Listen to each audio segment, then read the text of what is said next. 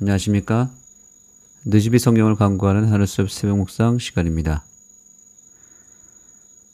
오늘 말씀의 제목은 하나님의 원래 계획입니다.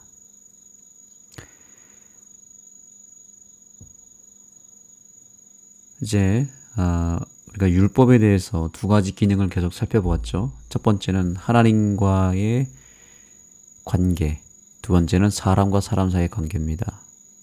그래서 이제 오늘 이 화요일 교과부터 목요일 교과까지의 내용을 요약해 본다면 이스라엘 백성들이 결국에는 하나님이 주시는 형통과 행복을 누리는 방법이 다 관계에 있었다는 것을 우리가 배웠고요.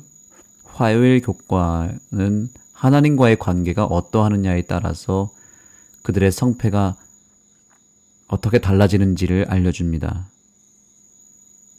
그리고 수요일과 목요일 교과는 사람과 사람의 관계에서 어떻게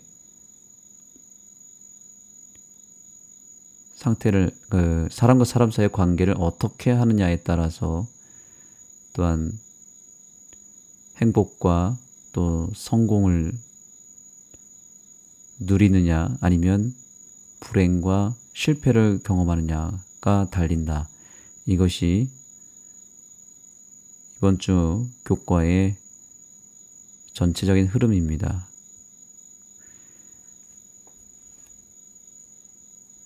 이스라엘 백성들이 항상 실패했을 때는 다 이유가 있었습니다. 그들이 언제 실패했을까요? 그것은 궁극적으로는 하나님과의 관계가 틀어졌을 때, 하나님과의 관계에 문제가 생겼을 때 그들이 항상 넘어지고 항상 실패했습니다. 그들이 열재앙 앞에서 구원받을 때에도 하나님의 관심사는 오로지 관계였습니다. 그 관계를 회복시키고 그 관계를 개선함으로 말미암아 구원을 베푸셨습니다. 애굽에서 그 관계를 회복하는 결정적인 방법은 바로 어린 양의 피를 바르는 일이었습니다. 예수님의 희생이 하나님과 사람 사이의 관계를 회복시켰습니다. 그래서 애굽에서 그 관계를 회복하는 것은 어린 양의 피였습니다. 홍해 앞바다에서 다시 하나님과 이스라엘 백성 사이의 관계가 깨어졌습니다. 하나님을 원망했고 하나님을 대신하여 바로 왕을 섬기겠다며 관계를 다시 파기시켰습니다. 그들을 다시 구원하는 데 있어서 하나님은 또다시 관계를 먼저 회복시켜야만 했습니다. 관계를 회복시키고 구원을 허락하셨죠. 그 관계 회복은 이스라엘 백성들의 노력이 아닌 예수님의 십자가를 상징했던 바로 홍해 바다가 갈라짐으로 말미암아 그들의 관계는 다시 회복이 되었습니다. 갈라진 홍해 바다를 통과할 때 하나님과 이스라엘 백성들의 관계가 회복되었죠. 하나님은 이스라엘 백성들에게 하나님과의 관계가 가장 중요하다는 것을 강조하면서 가나안 땅에 있는 이방 민족들이 쫓겨나게 되는 것도 결국에는 그들이 하나님과의 관계를 무시하고 하나님의 뜻을 거절했기 때문임을 알려주십니다. 이스라엘 백성이건 또 이방 백성이건 가장 중요한 것은 당연히 관계였다는 것입니다.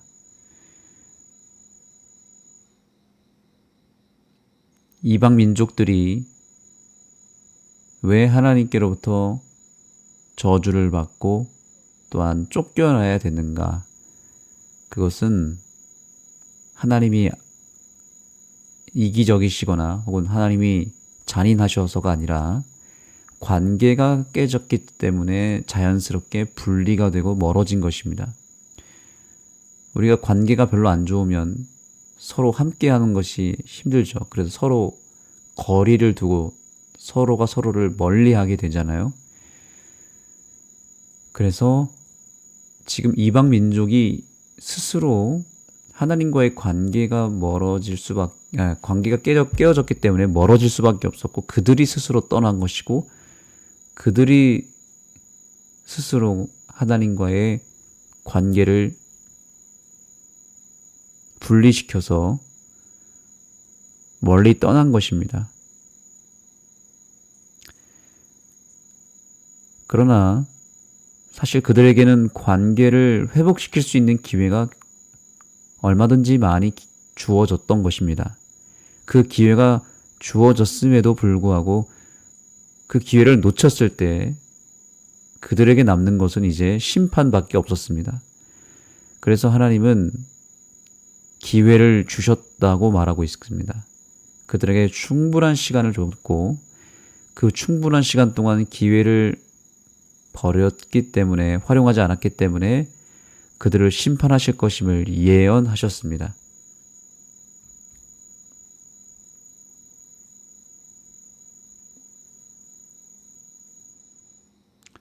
자, 여기 보시면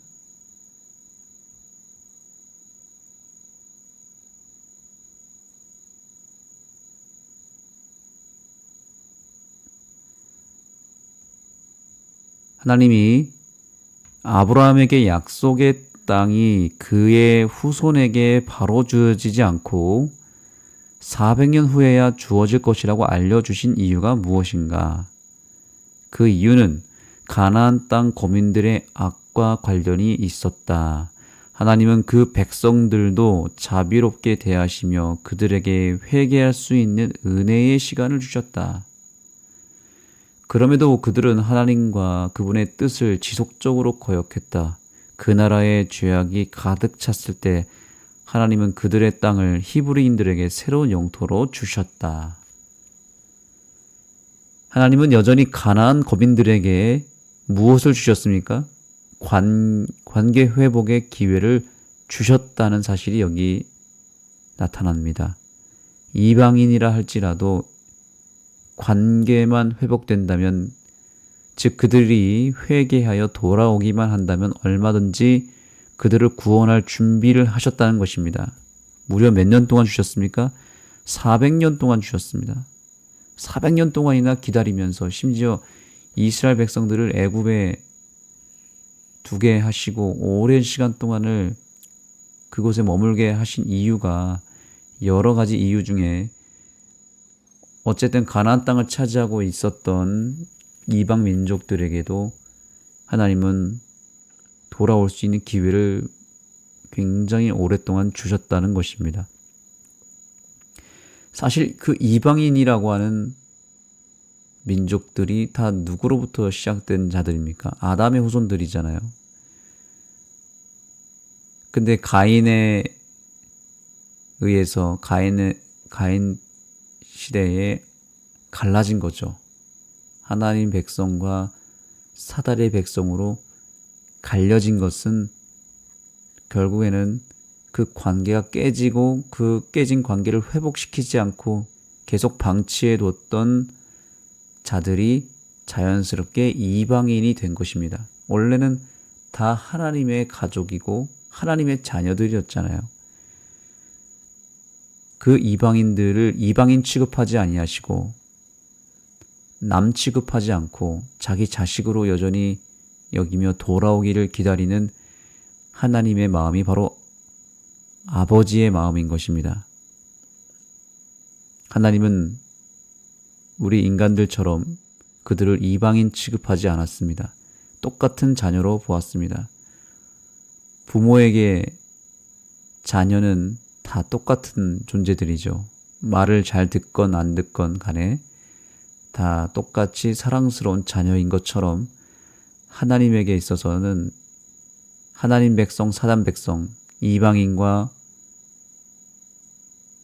이스라엘 백성, 이렇게 구분하지 않으셨다는 것입니다.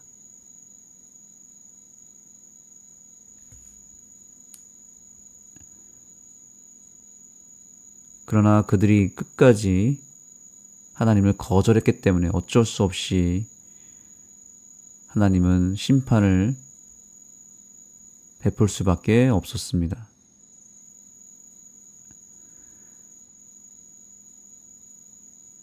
그래서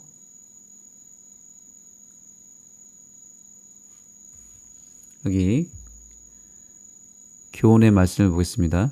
이스라엘이 영토를 차지하기 위해 무력으로 싸우는 것은 하나님의 의도가 아니었다. 여기 분명히 이야기합니다. 하나님의 의도가 아니었다는 거죠. 그분의 지도력과 뜻을 따랐다면 그것은 특별한 선물로 주어졌을 것이다. 이스라엘 백성들이 가나안을 정복하기 위해 해야 할 일은 그들이 힘을 키우고 싸울 준비를 하는 것이 아니라 하나님을 전적으로 신뢰하는 믿음과 순종의 정신이었습니다. 즉 하나님과의 관계를 속히 개선하고 그 관계를 잘 관리하는 일만 잘했다면 이스라엘 백성들은 그렇게 고생할 필요가 없었고 가나안 정복도 매우 쉬웠을 것입니다. 궁극적으로 하나님은 하나님과의 관계를 잘 유지하는 것이었고 그것이 유지하는 것을 통해서 그들은 살아남을 수 있는 길을 발견했을 것입니다. 그렇습니다. 우리는 가장 먼저 하나님을 전적으로 의지하고 하나님의 말씀을 전적으로 신뢰하는 믿음을 키워야 합니다. 하나님과의 관계를 가장 신경 써야 합니다. 거기서 모든 것이 결정되기 때문입니다. 이렇게 쉬운 길이 있는데 돌아간다면 그것은 정말 안타까운 일이죠. 나의 어떤 노력과 내 능력으로 이루려고 하는 것은 가장 어리석은 일입니다. 그것은 뺑뺑 정말 먼 길을 가는 것입니다. 가장 빠른 지름길은 하나님과의 관계를 회복시키고 그 관계 속에서 답을 찾는 것을 우선순위로 삼고 거기에 전적으로 매진한다면 매우 빠르고 쉬운 길이 열리게 되는 것입니다.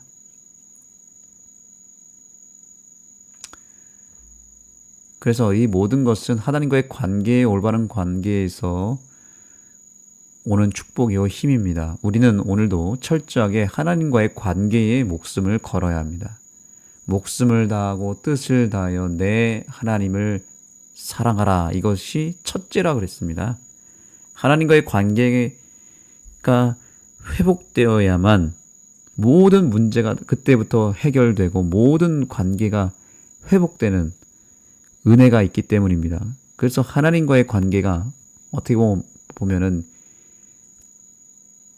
전문적인 용어로 킹핀이라고 할 수 있습니다. 킹핀의 원리를 아십니까?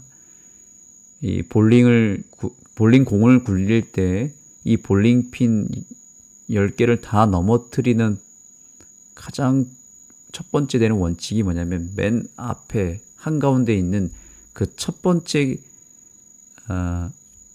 핀이 넘어져야만 그 뒤에 있는 볼링핀이 와르르 무너진다는 것입니다. 그래서 그 킹핀, 그 맨 앞에 있는 킹핀이 쓰러지지 않으면 그 옆에 거, 그 뒤에 거가 먼저 쓰러지면 스트라이크가 나오지가 않습니다. 근데 앞에 거가 먼저 넘어지게 되면은 스트라이크가 나는 확률이 훨씬 높아진다는 겁니다. 우리 신앙에도 가장 중요한 킹핀이 있습니다. 이 하나님과의 관계가 먼저 해결되면 나머지 문제들은 그것으로 인해서 다 자연스럽게 성취되는 원리가 바로 우리 신앙의 원리입니다. 하나님과의 관계가 먼저 개선되면 다른 문제들이 해결되죠. 그러나 하나님과의 관계가 무너지면, 깨져버리면 다른 모든 것들이 함께 무너집니다. 사람과의 관계도 무너지고 모든 것들이 다 꼬여버립니다. 하나님과의 관계에 문제가 생기면 가정 안에서, 교회 안에서, 사회 속에서 나와 연결된 모든 것들이 다 금이 가기 시작하고 문제가 생기게 됩니다. 그러나 하나님과의 관계가 회복되면 그 나머지 모든 관계들도 회복이 됩니다. 그러므로 우리는 오늘 우리의 처한 상황 속에서 즉시로 하나님께로 돌아가는 회개가 일어나게 될 줄 믿습니다. 그것이 우선순위로 삼아지고 하나님과의 관계를 회복하는 이 시간이 되기를 소망합니다. 놀라운 회복과 부흥의 역사가 오늘 내가 하나님과의 관계를 새롭게 하는 그 은혜를 통해서 성취된다는 사실을 잊지 마시기 바랍니다. 기도하시겠습니다. 하나님 감사합니다. 오늘 우리에게 하나님과의 관계의 중요성을 깨닫게 해주시고 그 관계를 먼저 회복시키는 일에 우리의 마음을 모을 수 있게 해주셔서 감사합니다. 하나님, 어쩌면 하나님과의 관계도 이미 많은 기회를 통하여 회복되었음을 또한 확신할 수 있습니다. 문제는 하나님은 이미 준비되었고 하나님은 모든 관계의 문제들을 해결해 주시고 다 해결해 놓으신 상태로 우리를 기다리고 있는 것인지도 모르겠습니다. 우리가 여전히 하나님과의 관계를 외면했고 또 방치했고 또 그것에 대한 중요함을 깨닫지 못한 채 살아가고 있었는지 모릅니다. 이제 우리가 움직이겠습니다. 우리가 하나님을 향하여 마음을 돌리고 마음을 열도록 하겠습니다. 저희 속에 역사하여 주시고 깨어지거나 금이 가거나 또 분리되었던 하나님과의 관계가 있다면 오늘 이 시간을 통해서 연결되고 회복되고 개선되는 귀한 시간이 되게 하여 주셔서 그 어느 때보다도 하나님과의 관계가 더 가까워지고 하나님과의 관계가 더 좋아지는 귀한 하루가 되게 하여 주옵소서. 예수님의 이름으로 간절히 기도드립니다. 이제 기도하는 시간을 갖겠습니다. 오늘 가장 중요한 것은 하나님과 나 사이의 관계라 그랬죠. 이 관계가 조금이라도 더 개선되고 회복되고 좋아지는 시간이 되도록 간구하시기 바랍니다. 특별히 오늘은 두 가지 또 특별한 제목이 있습니다. 오늘 도르가회에서 서울역 천막교회로 봉사활동을 떠납니다. 우리 교회 7분의 교우님들이 함께 떠나는 이 선교 여행에 하나님의 도우심과 역사하심이 있게 해주시고 또한 이 천막교회에서 오늘 우리 하늘숲교회가 예배 순서를 맡았습니다. 말씀을 전하고 기도하고 찬양하는 모든 일들 속에서 놀라운 열매가 있고 또 성령의 부흥이 일어나고 많은 수백 명의 영혼들이 오늘 진리를 발견하고 예수님을 영접할 수 있는 역사가 있도록 기도해 주시기 바랍니다.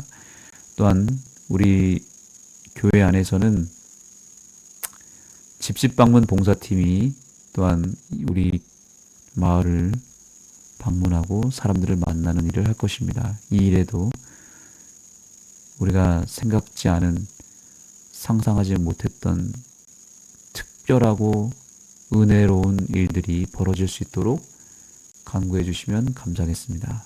여러분의 각자의 개인 기도 제목으로 또한 하나님께 간절히 기도하는 시간을 갖겠습니다.